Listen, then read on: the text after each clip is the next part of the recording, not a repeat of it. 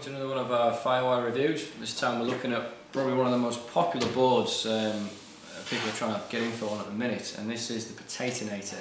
So they've obviously spliced two different boards. You've got the Dominator and the Sweet Potato. Both very different, both very good in their own right. Well, this is a combination of the two.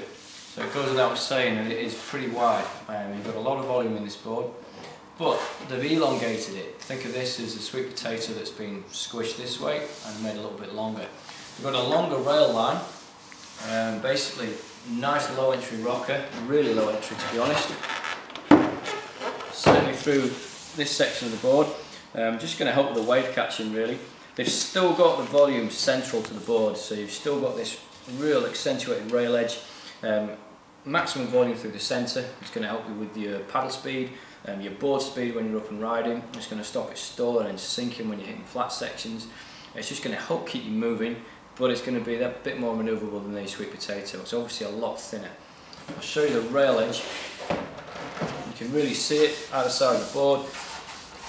We've still got it, it's still accentuated, it's still giving you more foam in the centre, but giving you also a thinner rail edge, so you can still engage the rail in the wave. It's still easy to turn the board from rail to rail. Underneath, we've still got the deep double concave and the spine. It's not as accentuated anywhere near as much as you'll see on the sweet potato, but it is there. It's a lot more accentuated than you'll see on anything like the likes of the Dominator. So it really is a kind of combination of the two boards. It's subtle, it's still there, this central spine's still going to help the board rock from rail to rail.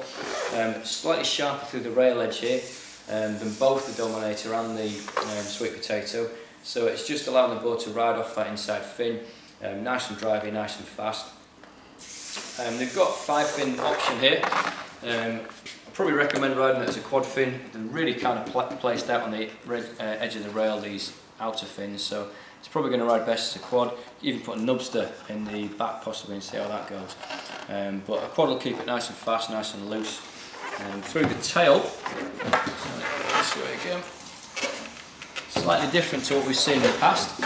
Nice and curved this. It does thin out quite a bit through the edges, so you're still going to be able to bank it over, get the board to turn. You're not having to kind of isolate one area of the board like you do on the sweet potato. This will rock from rail to rail, nice and smooth. For the intermediate guys, if the back foot's in this area here, you've got a nice fast, progressive, stable board. For the guys who want a bit more performance out of a sweet potato, this model lets you get your back foot back to the tail and actually ride off the tail more. You're not having to ride off one side or the other side of the board, as you really do need to with the sweet potato. So we're looking at ideal kind of conditions for this. Anything from say 2 foot all the way up to 5 or 6 foot, depends how hard you want to push it.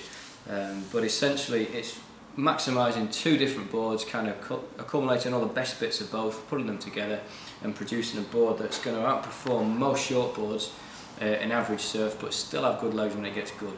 If the surf gets overhead, you're probably going to be picking out a different board, but until it does, if you like the Dominator but you didn't like the width of the sweet potato, you thought it'd be too wide to surf, you were probably wrong because they did surf well, but I think this will have a bit more performance, certainly for guys who want more of a shortboard feel out of this board. It's massive range of size, 5'2" to 6'8", right at a good few inches shorter than your standard shortboard, not as much as the sweet potato. Intermediate's perfect on the longer board, 6'8 plus. Guys who are surfing high performance, you've got to be lightweight to get away with the 5'2". As I said, 5'6", 5'8" will be the most popular sizes, but brand new, looks amazing.